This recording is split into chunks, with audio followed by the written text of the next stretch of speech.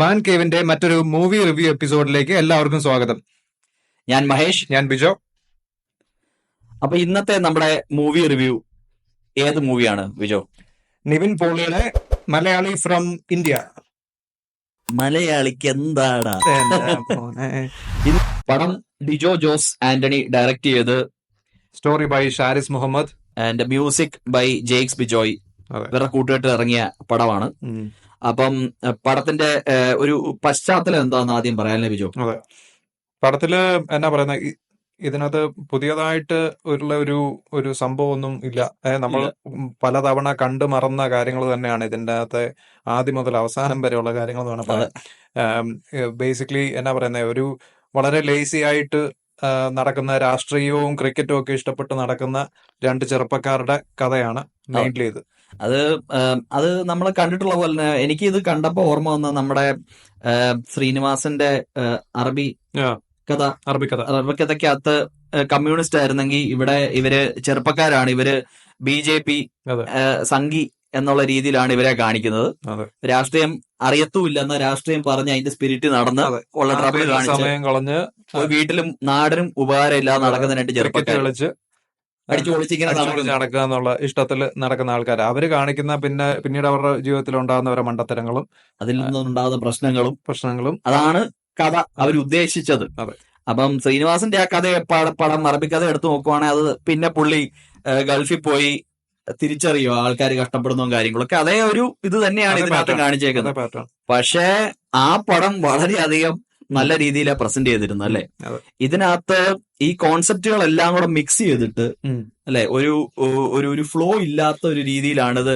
നമ്മൾ ഇറങ്ങിക്കഴിയുമ്പോ എന്താ കണ്ടതെന്ന് ചോദിച്ചു കഴിഞ്ഞാൽ പല പടങ്ങളെടുത്ത് കോക്ടെയിൽ പോലെ രാഷ്ട്രീയമുണ്ട്, തീവ്രവാദമുണ്ട്, ക്രിക്കറ്റ് ഉണ്ട്, പിന്നെ എന്നാ പറയുന്നത്, നമ്മള് ഈ അങ്ങനെ നടക്കുന്ന ഒരാള് പിന്നീട് റിയലൈസ് ചെയ്യുന്ന അയാളെ തന്നെ റിയലൈസ് ചെയ്യുന്ന കാര്യങ്ങളെല്ലാം ഉണ്ട്. പക്ഷെ ഇതെല്ലാം തമ്മിൽ ഒരു കണക്ഷൻ നമുക്ക് ഫീൽ ചെയ്യത്തില്ല. എല്ലാം ഓരോന്നോരോന്ന് ഇങ്ങനെ അടുക്കി വെച്ചിട്ടുണ്ട് എന്നുള്ളൊരു ഫീലാണ്.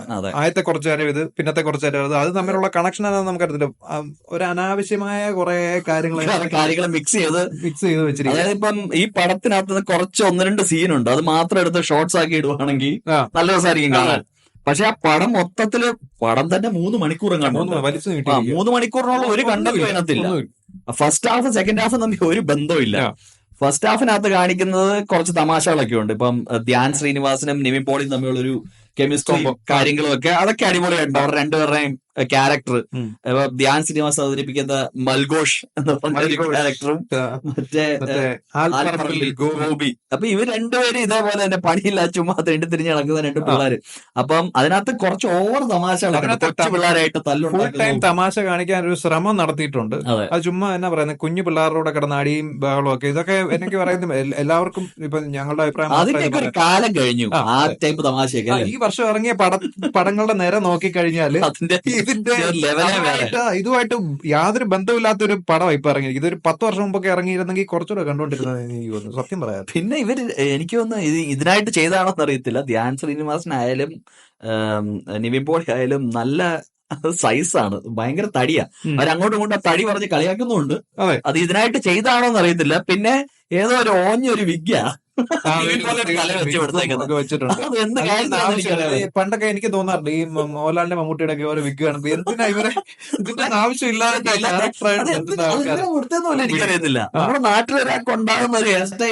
അതായത് ഈ പറഞ്ഞ പോലെ എന്നാ പറയുന്നത്, ഇത്രയും തടി വെക്കുന്നതൊക്കെ ചിലപ്പം പേഴ്സണൽ ചോയ്സ് ആയിരിക്കും. പക്ഷെ നമുക്ക് ചില എന്നാ പറയുന്നത് ക്യാരക്ടറുമായിട്ട് അങ്ങോട്ട് പോകത്തില്ല.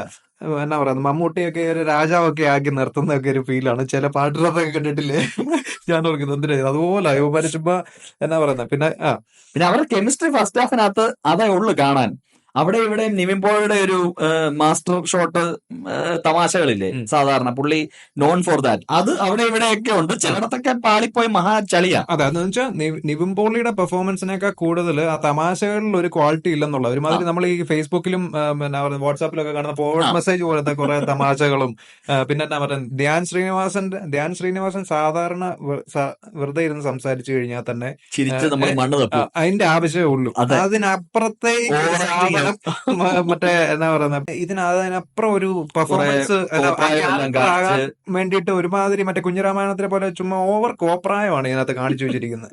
അത് കുറച്ച് കഴിയുമ്പോഴത്തേക്കും നമുക്ക് സഹിക്കാൻ പറ്റത്തില്ല. അതെ, ഫസ്റ്റ് ഹാഫ് കഴിഞ്ഞപ്പോ ഞാൻ ഫസ്റ്റ് ഹാഫ് കണ്ട് പകുതി ആയപ്പോ തന്നെ നിർത്തി, ഇത് കാശ് പോയി എന്നുള്ള രീതിയിലായിരുന്നത്.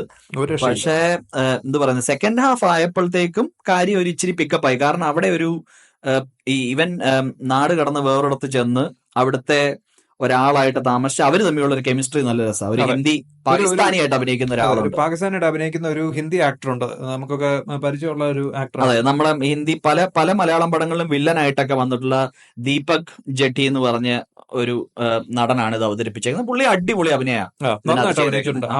അവരുടെ രണ്ടുപേരും കോംബോ അടിപൊളി, അതുകൊണ്ട് ആ സെക്കൻഡ് ഹാഫ് കാണാൻ വളരെ ഇമോഷണൽ ആയിട്ടുള്ള കുറച്ച് സീൻസ് ഒക്കെ ഉണ്ട്, അടിപൊളിയായിരുന്നു. ക്ലൈമാക്സ് ഒക്കെ അവര് നന്നാക്കാൻ നോക്കിയിട്ടുണ്ട്, കുറെ ഇമോഷണൽ സീൻസും എല്ലാം ഉണ്ട്. പക്ഷെ അതും ഒരു തട്ടിക്കൂട്ട് പോലെ, ഒന്നും നടക്കാത്ത കുറെ കാര്യങ്ങൾ സ്പീഡിൽ അങ്ങ് ഓടിച്ചു വിട്ട് പടം തീർന്ന പോലെ ഒരു ബന്ധം. പെങ്ങള് കോവിഡ് അതിനകത്ത് കാണിക്കുന്നുണ്ട് കേട്ടോ. കോവിഡ് ഒക്കെ അതിനകത്ത് കാണിച്ചിട്ട് അവന്റെ പെങ്ങൾക്ക് കോവിഡ് വരുന്നതും പെങ്ങളുടെ ഒരു സ്നേഹബന്ധവും അതിനൊന്നും ഒരു ക്ലൈമാക്സോ ഒന്നും അങ്ങനെ നോക്കിക്കഴിഞ്ഞാല് ഈവൻ അനശ്വര രാജന്റെ റോളാണെങ്കിലും ഞാൻ ഓർത്ത, ശരിക്കും പറഞ്ഞ പാട്ടൊക്കെ കണ്ട് ഞങ്ങളിത് കാണാൻ പോയപ്പോ ഓർത്തത് ഉടനീളം ഉള്ള ഒരു റോളായിരിക്കും എന്ന് വിചാരിച്ചു. പക്ഷെ ഇതൊരു 3-4 സീനേ ഉള്ളൂ. നിങ്ങക്ക് നാണമില്ലേ ഇത്ര പ്രായമായിട്ട് എന്നെ പ്രേമിക്കാണെന്നുള്ള രീതിയിൽ കുറച്ചു നേരം നടക്കുന്നതല്ലാതെ ഒന്നുമേ ഇല്ല.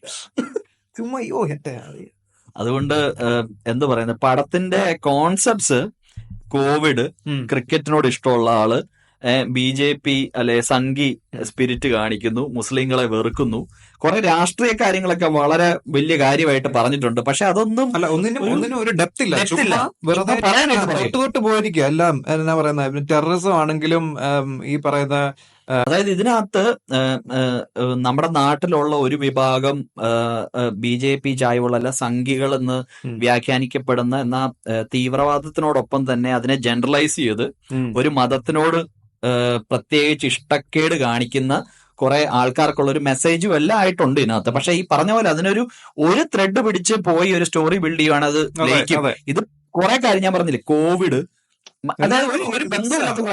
കോവിഡൊക്കെ കാണിക്കുന്ന നമ്മളോർക്ക് അതിനകത്ത് എന്തോ കാര്യം ഉണ്ടായിട്ടാ കാണിക്കുന്നത്.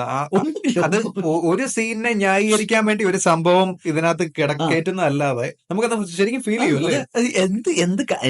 എനിക്ക് മനസ്സിലാത്തൊരു കാര്യം, ഇപ്പൊ ഞാൻ ഈ പടം കണ്ടിട്ട് ഞാൻ ആലോചിച്ചു, ഈ നിവിൻ പോളി കുറെ നാളായിട്ട് നല്ലൊരു പടം ചെയ്തിട്ടില്ല. അപ്പം അത് പ്രതീക്ഷിച്ചൊരു നല്ല ഒരു മാസ് എന്റർടൈനർ എന്നുള്ള രീതിയിലായിരുന്നു ഞാൻ ഇതിന് പോയത്.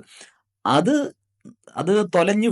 വർഷങ്ങൾക്ക് ശേഷത്തിൽ നിവിൻ പോളിയുടെ തിരിച്ചുവരവെന്ന് പറഞ്ഞിട്ട് ഇത് കാണാൻ പോയപ്പോഴത്തേക്കും ഞാൻ ഓർത്തു ഇത് മുമ്പ് ഷൂട്ട് ചെയ്തായിരിക്കും. അതുകൊണ്ട് നിവിൻ പോളിയുടെ തിരിച്ചുവരവ് കുറച്ചു നാളത്തേക്കും മാറ്റി വച്ചിരിക്കുന്നു.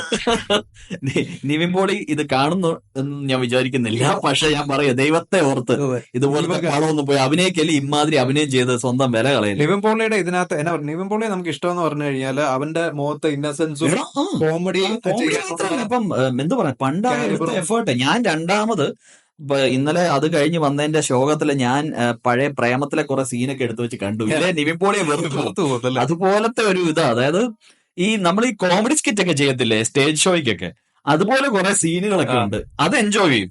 അതല്ലാതെ ഈ പടത്തിനകത്ത് ഒന്നുമില്ല. നമ്മളിപ്പം ഒരു പണി ഇല്ലാതിരിക്കുമ്പോ യൂട്യൂബിൽ നിന്ന് ചുമ്മാ തപ്പിയെടുത്ത് കാണുന്ന ചില അതുപോലെ ഒരു പിന്നെ പടം കണ്ടിരിക്കാനായിട്ട് ഈ പറഞ്ഞ തമാശ ഒഴിച്ചു കഴിഞ്ഞാൽ പിന്നെ ക്രിക്കറ്റ് കളി ഇവര് കളിക്കുന്നത് കാണാൻ ഒരു രസമുണ്ടായിരുന്നു. അതേ സംഭവം തന്നെ, വേറെ ഒന്നുമില്ല. ഞാൻ ആ ഹിന്ദിക്കാരൻ പാകിസ്ഥാനിയായിട്ട് അഭിനയിച്ച ആളുടെ ആക്ടിങ്, പറഞ്ഞ ദീപക് ജെട്ടിയുടെ ആക്ടിങ് വളരെ നല്ലായിരുന്നു. അത് അടിപൊളിയായിരുന്നു കേട്ടോ. പുള്ളി സാധാരണ വെൽ ബിൽറ്റ് ആണ്. ഇതിനകത്ത് പുള്ളി ഭയങ്കര ഒരു അൺഹെൽത്തി ആയിട്ടാ കാണിക്കുന്നത്. ഭയങ്കര തടിയെല്ലാം വെച്ച്, അത് ഈ വെച്ചതാണോ പുള്ളി അങ്ങനെ ആയതാണോ എന്നറിയില്ല. പക്ഷെ പുള്ളിയുടെ ആക്ടിങ് അടിപൊളി. അവസാനത്തെ കുറെ ഇമോഷണൽ സീൻസും കാര്യങ്ങളൊക്കെ അടിപൊളിയായിട്ട് വർക്ക്ഔട്ട് ആയിട്ടുണ്ട്. പക്ഷെ ഇതാ പറഞ്ഞ, അത് ആ ഒരു സീൻ കൊള്ളാന്നല്ലാതെ അതിന് ബാക്കി മൂവി ഫുൾ ആയിട്ട് ഒരു കണക്ഷനോ അല്ലെ ആ ഒരു ത്രെഡ് പിടിച്ച് പോകുന്ന ഒരു നരേഷനോ ഒന്നുമില്ല. സലിംകുമാറിന്റെ ചെറിയൊരു റോൾ ഉണ്ട്, അത് നല്ലതായിരുന്നു. എന്ന് വെച്ചാൽ പുള്ളി ചെയ്ത ഭാഗം പുള്ളി നല്ല നീറ്റായിട്ട് ചെയ്തിട്ടുണ്ട്. അതിനകത്ത് ഒരു ഡയലോഗ് ഒക്കെ ഉണ്ടായിരുന്നു, അത് നല്ല രസമായിരുന്നു. പോളിയുടെ അമ്മയായിട്ട് അഭിനയിച്ച മഞ്ജു പിള്ള നല്ല അടിപൊളിയായിട്ടാണ് അവരുടെ അത് വളരെ എന്താ പറയുന്ന ഇതുപോലെ ഒരു പയ്യന്റെ അമ്മ കിടന്ന് കഷ്ടപ്പെടുന്നു. അപ്പൊ അതിന്റെ ഉണ്ടാകുന്ന ദുരിതങ്ങളും കാര്യങ്ങളും എല്ലാം നല്ല അടിപൊളിയായിട്ടാണ് അഭിനയിച്ചേക്കുന്നത്. ശരിക്കും പറഞ്ഞാൽ നിവിൻ പോളിയുടെ നോക്കിയാലും സെക്കൻഡ് ഹാഫ് നോക്കിക്കഴിഞ്ഞാൽ നിവിൻ പോളി അഭിനയിച്ചിട്ടുണ്ട്. നിവിൻ പോളി എനിക്ക് തോന്നുന്നത് എന്നാന്ന് പറഞ്ഞാൽ ഇതിനകത്ത് നിവിൻ പോളിയുടെ അഭിനയം കൊണ്ടാണ് അത് ഇത്രയെങ്കിലും ഒരു മെച്ചപ്പെട്ടതെന്ന് എനിക്ക് തോന്നുന്നത്. സ്റ്റോറി വളരെ മോശമാണ്. പക്ഷെ ഈ സ്റ്റോറി മൊത്തത്തിലെടുത്ത് ഇപ്പൊ ഒരാൾ നരേറ്റ് ചെയ്യുമ്പോൾ ഇതിന്റെ ഈ കോൺസെപ്റ്റ് എല്ലാം പറയുമ്പോൾ അടിപൊളിയായിട്ട് തോന്നും. അപ്പൊ അത് എടുത്തതിന്റെ രീതിയിലെ ഒരു കുഴപ്പമുണ്ടെന്നാണ് എനിക്ക് തോന്നുന്നത്. ആ പടത്തിന്റെ ഒരു കഥ എഴുതിയപ്പം കൊടുത്ത ആ ഒരു പിക്ചർ ഒരു ഡയറക്ട് ചെയ്ത് അത് ഉണ്ടാക്കി കഴിയും മേക്കിങ്ങിലൂടെ അത് കൺവേ ചെയ്യാൻ പറ്റിയിട്ടില്ല. അതാണ് ഇവിടെ പറ്റിയ പ്രശ്നം. അതുപോലെ ഡിജോ ജോസിന്റെ ഒരു ചെറിയൊരു റോളും ഉണ്ട് ഇതിനകത്ത്. ഡിജോ ജോസിനകത്ത് അഭിനയിക്കുന്നുണ്ട്. ശരിക്കും പറഞ്ഞാൽ ആ റോളിന്റെ ഒരു ആവശ്യമില്ല. എന്തിനാണ് മറ്റേ ഡയറക്ടേഴ്സ് അഭിനയിക്കുന്ന ഒരു കാരണമാണല്ലോ. അപ്പൊ അതുകൊണ്ട് പുള്ളി അങ്ങനെ ചെയ്തായിരിക്കും. ഒരു ആവശ്യമില്ല. അത് പറഞ്ഞല്ലോ ഷൈൻ ടോം ചാക്കോ റോളുണ്ട്. ഒരൊറ്റ സീൻ. ആ സീൻ ഓക്കെ. പക്ഷെ അതിനകത്തൊരു ആ സീനൊന്നും ഒരിക്കലും നടക്കത്തില്ലാത്ത കാര്യങ്ങളാണ്. കണ്ടുപടുത്ത സീനാ അതൊക്കെ. അതെ, ആദ്യം ഒരു അവസാനം വരെ നമ്മൾ കണ്ടിട്ടില്ലാത്ത ഒന്നും തന്നെ ഇതിനകത്തില്ല. ഒരു ബിലോ ആവറേജ് പടം. അതെ, അത്ര ബിലോ ആവറേജ് പടം. അത് തന്നെ. ഇത് തിയേറ്ററിൽ പോയി ഒരു കാര്യമില്ല. നിങ്ങൾ മുഴുവൻ കാണുവാണെങ്കിൽ കാണുന്നവർ താഴെ കമന്റ് ചെയ്യുക. പിന്നെ നമ്മള് യൂട്യൂബില് ഇതിന്റെ പാട്ട് കണ്ടായിരുന്നു. അത് ഏത് പാട്ടാടാ? മലയാളി ഫ്രം ഇന്ത്യ, അതായത് ടൈറ്റിൽ സോങ്. അത് അടിപൊളി. അതില്ല, അത് പക്ഷെ കാണിച്ചില്ല കേട്ടോ. ഞങ്ങള് പോയി കണ്ട ഷോയ്ക്ക്. പക്ഷെ അതല്ലാതെ ബാക്കി എല്ലാ പാട്ട് ബോറാണ്.